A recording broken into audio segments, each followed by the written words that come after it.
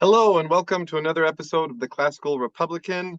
Today I'm with Marcin Gerwin, who is a PhD specialist in deliberative democracy and sustainability. He coordinates for the Center for Blue Democracy, an initiative for deliberative democracy with a global range. And so he is an expert on sortition, and especially with citizens' assemblies. All right, thank you, Dr. Gerwin, for being with us today. We're just going to get right into it. How many citizen assemblies have you worked with? Well, it depends what you mean. So, because it's one thing to be engaged directly as a coordinator, as a member of a coordinating team. I have also experienced as a member of a design team, for example, in the Washington State Climate Assembly. And I have been also supporting some citizens' assemblies as an advisor. So I would say more than 10. So I didn't count, honestly. Oh, very good. What are your thoughts on simple majorities versus super majorities, or just trying to build consensus so everybody gets along? In a citizens' assembly? Yes. So the rule that we have in Poland, and that I think is a useful one, is that a decision is accepted as a final recommendation or as a final decision of a citizens' assembly is when at least 80% of assembly members support it. So basically, it's a super majority. Why? Because the group is randomly selected. This is the first rationale. However, there is also the second one. Even if the group was not randomly selected, it is good to come up with something which resembles a consensus. It's not a consensus like 100%. Actually, I was inspired by the method which is called consensus -2. So it's not even -2, it's -20%.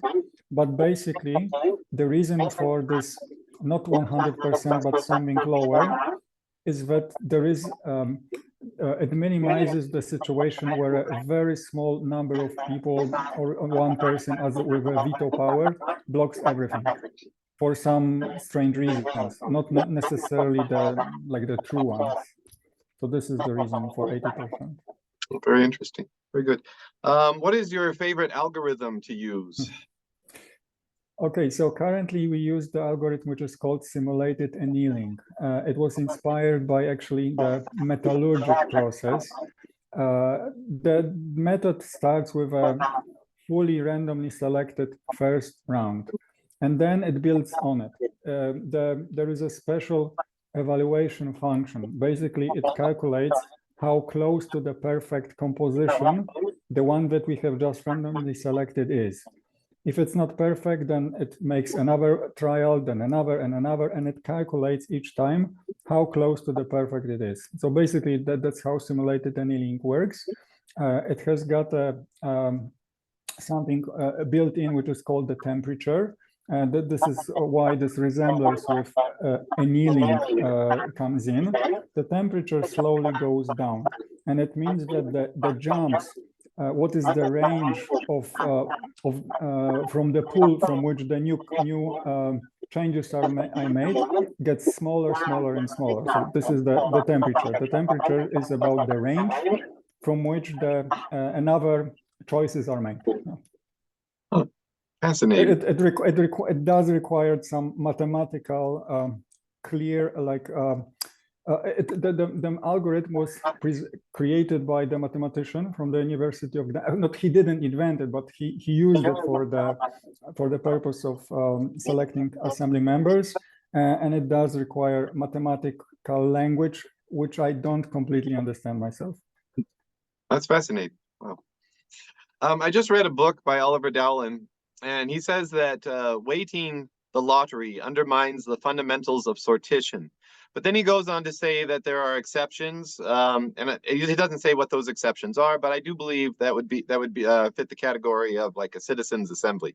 A citizens' assembly that just happens once rather than regularly occurring. So what are your thoughts on that? No, it's so first of all, I think we should clarify what do we mean by sortition, because I personally very rarely use this term. For me, sortition is just random selection plus demographic categories. So it's randomly selected for the mini public. So pure random selection does not even necessarily contain the concept that there is a mini public. Like pure random selection is just a group. But from my perspective, the deliberative democracy, like when I'm thinking about what I'm doing, I'm designing processes of deliberative democracy, not of sortition, because random selection is just a tiny part of the whole process. It's just, where do the assembly members come from? They come from random selection. And you randomly select this group in order to create a mini public, which means there are certain demographic categories, and not only demographic, there can be, you know, social, economic, and others, also opinion related. So basically, the whole idea is to create a miniature of a country or the city, which is called the mini public. And this means stratified random selection. But it's just a tiny little part, you know, of the whole process. So from my perspective, there is a value in creating a mini public, which is related to credibility of the group. I think it's much higher than just any randomly selected group, because if you create any, then your results may be any. I don't want any results. I want high quality results, which will benefit the community. Okay. So what demographic factors do you think should always be included in the selection, or does it depend on the community? Yes, it's very much related to what the community perceives as legit, as credible, as what are the demographic categories thanks to which the community will perceive the group as credible. So I would ask the community. Nevertheless, there are some standard ones, let's say, that for everyone, at least, you know, let's say in Europe and North America are accepted, which would be gender, age groups, a level of education, but then there would be also the geographical one. On the city level, this would be district. On the national level, this would be region of the country, and also urban rural. And this is minimum, but I'm speaking from the Polish perspective. So for us, you know, ethnicity would not be such a big thing, and there are countries where there are multiple ethnic groups, and so definitely it should be there. It could even happen that in some countries the religion would be a crucial factor, because otherwise people would see, you know, this group is not credible. We need to see that people from our religion are there. So it's very much related to the country. Under what circumstances should political opinions be factored into selection? Depending on the topic. So, for example, I think a very good example is climate change. If it's something like openly related to the climate, then it's a very good idea to check how concerned people are about climate change. And this is the question which was asked during the UK Climate Assembly. For example, we used it also in the city of Poznan. Otherwise, a large number of people who are very concerned about climate change will volunteer because they care about the climate, which is good, which is all fine. However, this percentage of people who volunteer to participate may be not the same as in the larger community. So this is why it's worthwhile to check it out. And I would also say that there will be also other topics, like definitely abortion. There should be some kind of way of, it doesn't have to be like pro or against. It can be some kind of other question, but I would definitely, depending on the topic, check, is there a need for something which we call the credibility criterion, which may be related to the opinion. However, if the topic is transportation, I would also recommend checking what is your daily mode of transport: public transportation, private car, bicycle, are you walking? It does have an influence on the outcome. So this is the way of looking at this additional criteria. Okay. Thank you. How do you keep citizens' assemblies from becoming politicized when you consider participants' political opinions during selection? Yes, so basically, I think that it is the role of the facilitators and also of the coordinating team to create the atmosphere where people feel welcome, no matter what their political perspective is. So, and we don't ask people about their, are they conservatives or liberals? We don't ask them about this in terms of giving them labels. So we don't know. When they start to speak, then you know. But basically, those differences are minimized. No, they are not minimized, but they are they are not a problem. The whole point is that it is the role of the facilitating team to create the atmosphere where it is okay to hear different opinion than yours and don't get mad about it. So basically, you start with those rules of how the conversation is going on. So this is setting the scene, the atmosphere for the whole citizens' assembly, which is done at the very beginning of the process. If a citizens' assembly needs to balance fairness with representation, then will that change in favor of fairness if they become more of a regularly occurring format like juries in our court system? So first of all, I'm very much for the people agreeing on voluntary basis to become assembly members, even if it was a law. So even if you had citizens' assemblies in the Constitution, I would still prefer people to be able to decide whether or not they would like to participate, because it creates the much better momentum.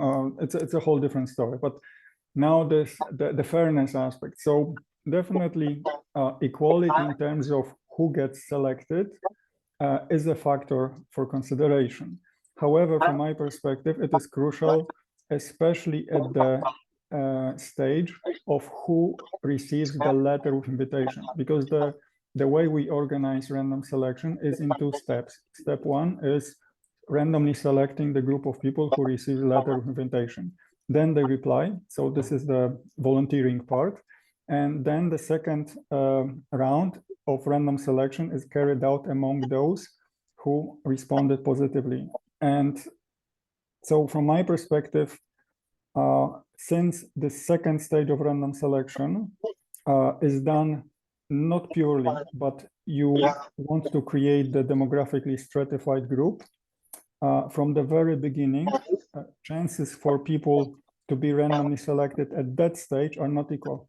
For example, if there is only one seat for a person from District X and only one person volunteered, then chances for being randomly selected of that person are 100%, if you want to be precise.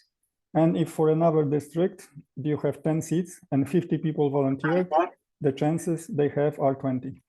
Is it unfair? No, that's just the way it is. That's just how the way people responded. And if the first stage of random selection was carried out correctly, then it's just fine. From my perspective, I don't see it as a big issue, to be honest. However, even at this early stage of who receives the letter of invitation, the equality of chances is not absolute. What do I mean by this? It may make sense to send a little bit more of invitations to the districts, which are, let's say, with a lower social capital, where people may not tend to respond so keenly. That it just makes sense to send a little bit more, and a little bit more means equality is not there; it's gone. So 100% equality, even at this very early stage, is not like an absolute criteria for me. There are other factors to be considered and other priorities which are important. Very interesting. In your opinion, if you had all the power to hand over to a citizens assembly, would you go so far as to have have them both have the power to propose the issue and to resolve with a binding decision? Or Well, should I it would still be? definitely, yeah, I would definitely prefer there would be separate bodies doing this. One body for agenda setting. It's called the multi-body approach. And the second body would be the one making final decisions, not coming just up with the recommendations, because they could be empowered. They could have this possibility of making final decisions. And from my perspective, this is definitely a good way forward, because you can design a citizens' assembly which will create not just a set of good ideas or solutions, but that a citizens' assembly that will be able to translate it with the help of legal specialists into a bill and then vote on it and adopt it, and it becomes a law. So it's completely possible to create a citizens' assembly for lawmaking, not just decision making, but even lawmaking. So in your opinion, how much power should the citizens assembly have? If you can design, because from my perspective, step one is come up with a process which gives you at the end high quality results. And by this, I mean well thought out decisions, the process which is transparent, which is trustworthy, that people trust in this group, in this process. And you know that the results are such, thanks to how it was all designed, that you can trust the outcome. If you have done that step, then you are ready to take another one. So now they can make binding decisions. However, step one is figure out the single topic citizens assembly process well, so that it goes smoothly, everyone trusts it, then you're ready to institutionalize it. Very interesting. How can we more effectively advocate for sortition or for using citizens assemblies? I think that there is something that we call the power of positive example. So even if you can organize it on the local level, even in some kind of a small city, and then communicate it, talk about it, create movies about it, and so forth, then the idea spreads. If it's if it is a positive case, which you can show that yes, this is something that worked, and we did it like this. This is the approach that we have taken, for example, in Poland when we were promoting participatory budgeting, and even if we have started in a small city, just 36,000 inhabitants, and then it spread all across Poland. Currently, we have participatory budgeting in the national law. It's obligatory for the big cities, and all big cities in Poland have it. Even though the quality of the process was not good, was not good enough, let's say, because there were some positive aspects. For example, the binding aspect of the whole process. Nevertheless, the idea spread. So I would go for the low-hanging fruit, for the cities, for the states, where you have someone interested in public participation. Doesn't matter actually if they are Republicans or Democrats. So if they wish people to be engaged more, if they wish to organize a process like this, I would just go there and organize it and then spread the news. That's very good. So in your opinion, we already talked about how much power you think they should have. Are there any other innovations in the process that can be improved upon that you would like to see in the future, in future citizens assemblies? Well, I'm thinking because there are several stages. There is a stage of random selection. There is a stage of selecting the topic also, how you do this. Are there any criteria for the topics? Which topics are good and so forth? These things I think should be, and to some extent are clarified. So agenda setting is something to consider as an important part of the whole deliberative democracy environment. Then you have the state of, we call it the learning phase. So you have the expert speaker presentation, stakeholder presentation, and so forth.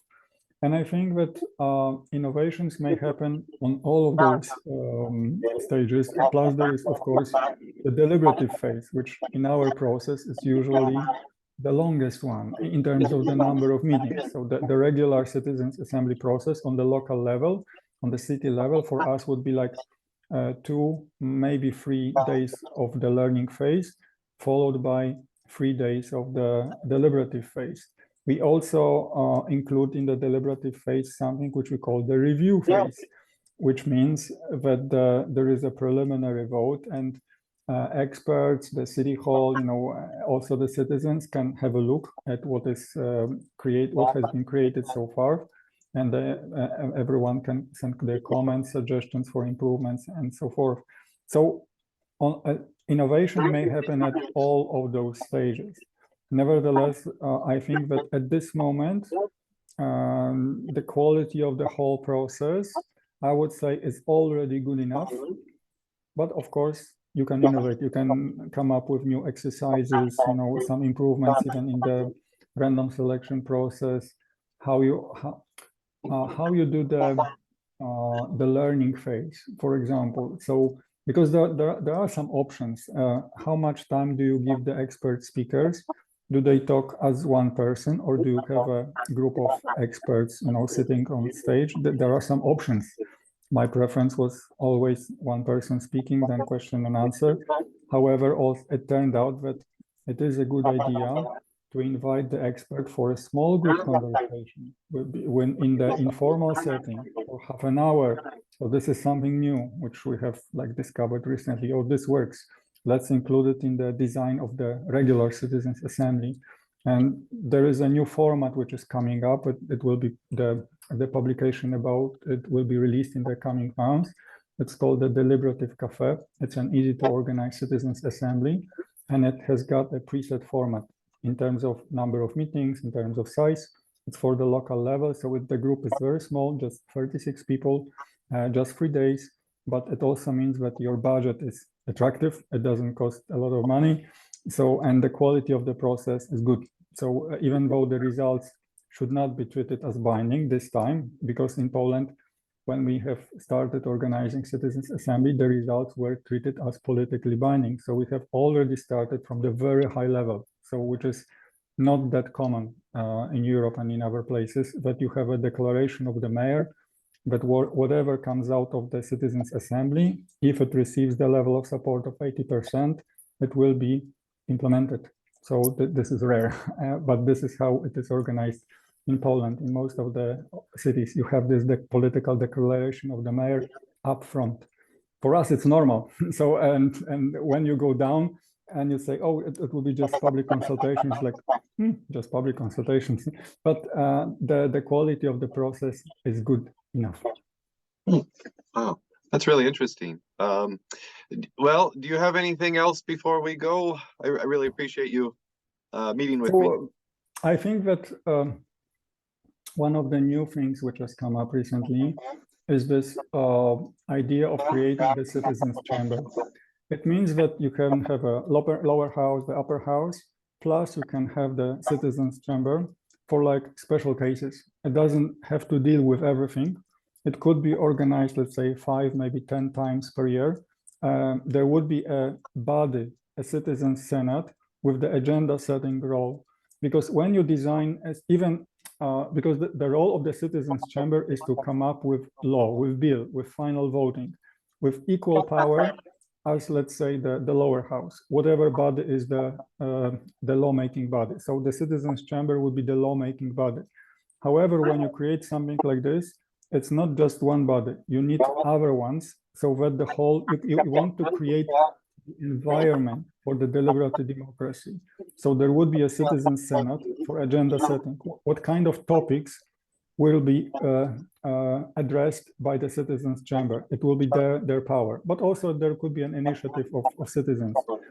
Then you would need the legal bureau. You need law specialists in order to help people to translate their ideas into the legal language. There is not enough time for the citizens' assembly to learn how to do it on their own. They need support of experts. So you need another body.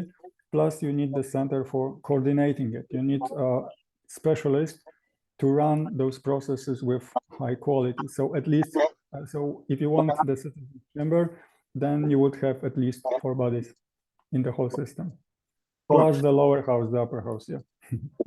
So would these be regularly sitting bodies?